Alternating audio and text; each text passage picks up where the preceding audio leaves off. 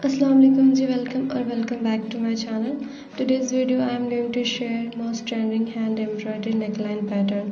So please keep watching this video till the end. So यहाँ पर सबसे पहले ड्रेस की डिज़ाइनिंग के लिए मैंने यहाँ पर 4 मीटर सिल्क फैब्रिक ली है। ये सिल्क कॉटन फैब्रिक है, आप कोई भी फैब्रिक यूज़ कर सकते हैं वॉन्ट यू वॉन्ट। तो यहाँ पर हमने जितने भी एम्ब्रॉयडरी मटेरियल्स लिए हैं उसकी डिटेल्स आपको बाद में मिल जाएगी, सो वीडियो में बने रहें। और यहाँ पर जो फैब्रिक है उसको हमने फोल्ड कर लेना है विथ वाइज। और सबसे पहले हमने इसकी मेज़रमेंट लेनी है। नेक के लिए यहाँ पर हमने सबसे पहले 7 इंचेस पर मार्क करना है।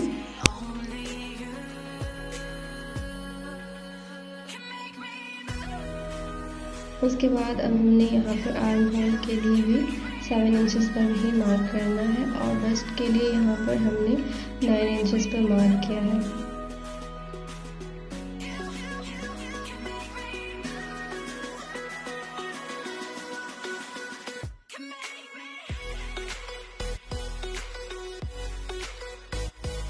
अब यहाँ पर अबाउट 8 इंचेस हमने यहाँ पर कमर की मार्किंग करनी है।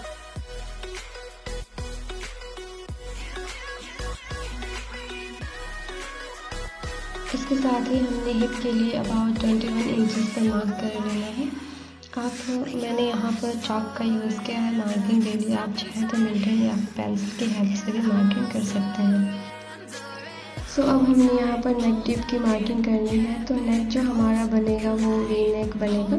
तो यहाँ पर हमने सबसे पहले एक मार्कर लगाना है 3 इंचेस पर। उसके बाद हमने यहाँ पर स्लीव्स की जो है वो आर्म होल की शेप देनी है। तो यहाँ पर हमने जो शोल्डर के लिए मार्क लगाया था उसको हमने बस्ट की जो मार्किंग की थी उससे हमने मिला देना है। अब हमने यहाँ पर 1/2 इंचेस पर एक निशान लगाना है और इसको राउंड शेप दे देना है। उसके बाद हमने यहाँ पर जो मेज़र किया था उसके बाद 2 इंचेस पर मार्क करते हुए इसकी मार्किंग कर लेनी है। और बेसिकली ये हमारा मार्जिन होगा। अब हमने यहाँ पर सभी निशानों को आपस में अटैच करते हुए इसकी मार्किंग कर लेनी है।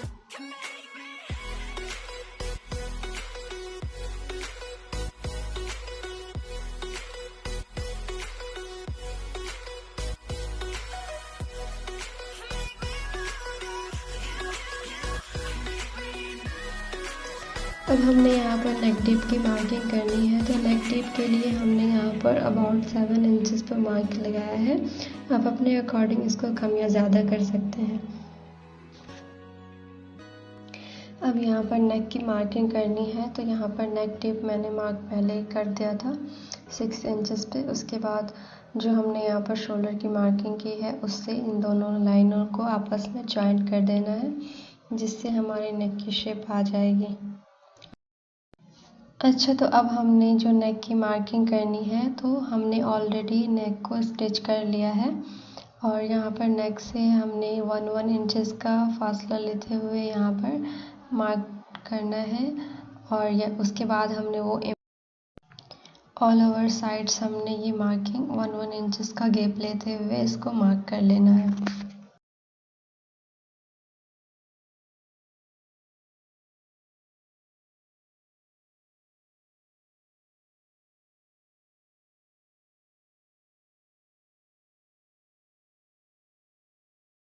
अब हमने यहाँ पर ऑल साइड्स में 2 इंचेस पर मार्क करना है। आप चाहें तो पेन की हेल्प भी ले सकते हैं मार्किंग करने में, लेकिन वो ज़्यादा विजिबल होगा इसलिए मैंने पेंसिल का यूज़ किया है। आप चाहें तो मार्किंग पेन भी यूज़ कर सकते हैं जो कि वॉश के बाद रिमूव हो जाती है। सो यहाँ पर हमने 2 इंचेस पर मार्क कर लेना है। अब इसको 1/2 इंच से भी कम हमने यहाँ पर इसको बाहर और अंदर की तरफ इसको राउंड शेप देना है, यू कैन सी। और मैं यहाँ पर ज़्यादा इसको डीप नहीं कर रही हूँ क्योंकि मैं एज इट इज़ ही ऐसा ही बनाऊँगी तो इसलिए। और यहाँ पर वी नेक के जो नीचे है जस्ट वहाँ पर हमने इसको हल्का सा राउंड शेप देना है, ओवल शेप देना है। सो देख सकते हैं यहाँ पर मार्किंग जो है वो कंप्लीट हो गई है। अब एम्ब्रॉयडरी करते हैं। सो यहाँ पर हमने एम्ब्रॉयडरी के लिए ये गोल्डन कलर की सीक्वेंस ली है, ये प्लेन सीक्वेंस है, फ्लैट सीक्वेंस। अब यहाँ पर मरून कलर की ही हमने कट बीड्स ली है, ये भी मरून कलर की स्मॉल कट बीड्स है, और ये ग्रीन कलर की कट बीड्स है, और ये कुछ पर्ल्स है, और ये है आरी नीडल। अगर आप चाहें तो आरी नीडल के बगैर भी इसको कर सकते हैं। और ये मैंने लिया है गोल्डन थ्रेड। सो यहाँ पर हमने सबसे पहले आरी नीडल को फैब्रिक के नीचे ऐड करना है, और यहाँ पर जो हमने ग्रीन कट बीड्स ली थी उससे जो हमने लाइंस ड्रॉ की है 1/2 इंच अंदर वाली, उस पर हमने जितनी भी लाइंस ड्रॉ करनी है सेम वही लाइन पे उसी पैटर्न में हमने इस डिज़ाइन को कंप्लीट करना है। 1 कट बीड्स को ऐड करते हुए इस राउंड को फिल करना है। अगर आप बिगनर्स हैं और आपको आरी नीडल यूज़ करनी नहीं आती है तो आप नॉर्मल नीडल से भी इसको कर सकते हैं डिज़ाइन।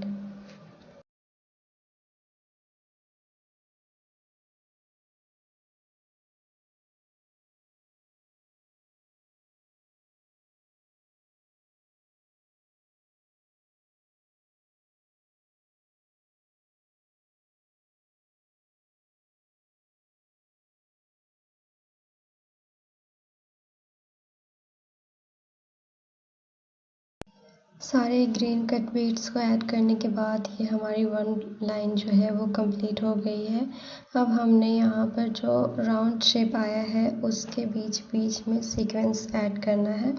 तो यहाँ पर मैंने गोल्डन कलर की बाउल सीक्वेंस ली है और उसमें हमने एक पर्ल को ऐड किया है और सुई को हमने नीचे की तरफ ले जाते हुए उसको अटैच कर देना है। पहले मैंने उसको ग्लू से अटैच कर दिया है सीक्वेंस को, ताकि वो विजिबल हो और रिमूव नहीं हो इधर उधर, जिससे कि हैंड एम्ब्रॉयडरी करने में इजी हो जाए। सो यहाँ पर हमने 1 करके सारे सीक्वेंस में पर्ल ऐड कर देना है।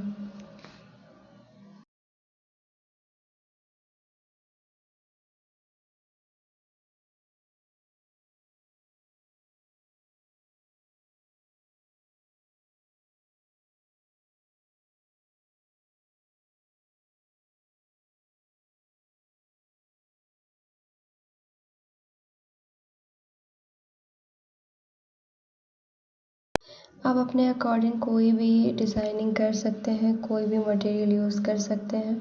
सो अब इसके साइड में हमने ड्रॉप शेप पर्ल यूज़ करना है, टेयर ड्रॉप पर्ल्स यूज़ करना है, ठीक है।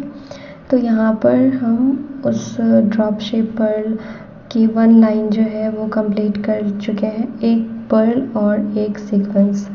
जो फर्स्ट में मैंने आपको सीक्वेंस दिखाया था वो वाली सीक्वेंस है ये फ्लैट सीक्वेंस, और इस तरह से हमने एक लीफ का जो है वो शेप आ जाएगा, इससे वो दे देना है।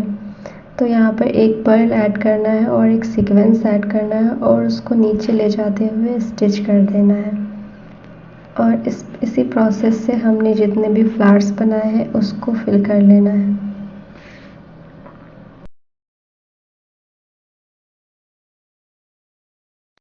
अच्छा, तो अब हमारी थोड़ी सी जो है लाइंस वो बच गई थी आगे की तरफ, तो उसको भी हमने फिल कर लेना है। और उसके बाद ये डिज़ाइन जो है बहुत ही ज़्यादा सिंपल है, आप इसको इजीली कर सकते हैं। अगर आप बिगनर्स हैं तो भी आप इसको इजीली घर पे भी कर सकते हैं।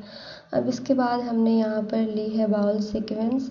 ये बाउल सीक्वेंस की जो कलर है ये मेटालिक कलर की है। सो यहाँ पर हमने सबसे पहले ओवल शेप जो है उसके नीचे एक बाउल सीक्वेंस और एक पर्ल अटैच करना है और सुई को हमने नीचे की तरफ ले जाना है, और इस तरह से हमारा एक पैटर्न रेडी हो जाएगा।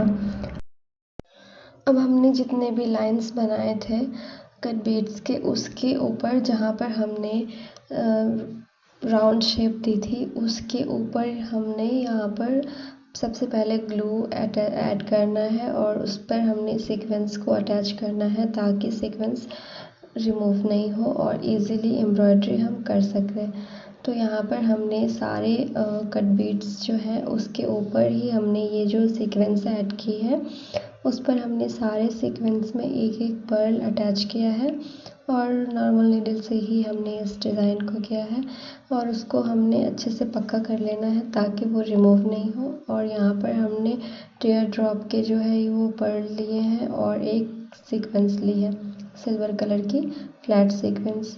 उसको हमने नीचे ले जाना है और दोबारा से सुई को बाहर निकाल लेना है और इसी पैटर्न में हमने डिज़ाइन को कंप्लीट करना है जिससे कि एक लीफ की जो है वो पैटर्न रेडी हो जाएगी। ज़रूर बताइएगा कि आपको तो ये दिखने में बहुत ज़्यादा सिंपल तो यहाँ पर हमारी पैटर्न कुछ इस तरह से आप इसको ज़रूर से ट्राई कीजिएगा वे में बनी है।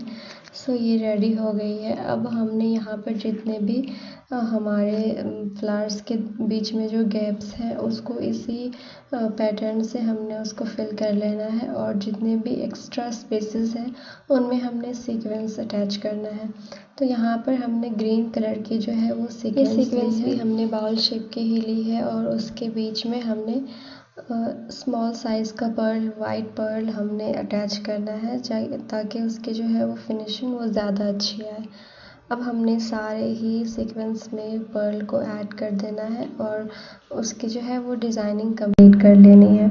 सो यहाँ पर हमारी कुर्ती की डिज़ाइनिंग कंप्लीट हो गई है और अब हमने इसमें साइड से स्लिट्स को फोल्ड करना है और ये जो है हमने पूरे दामन में 5 इंचेस के गैप पर सीक्वेंस को अटैच किया था और सेम ही पैटर्न में हमने यहाँ पर पर्ल की हेल्प से डिज़ाइनिंग की थी।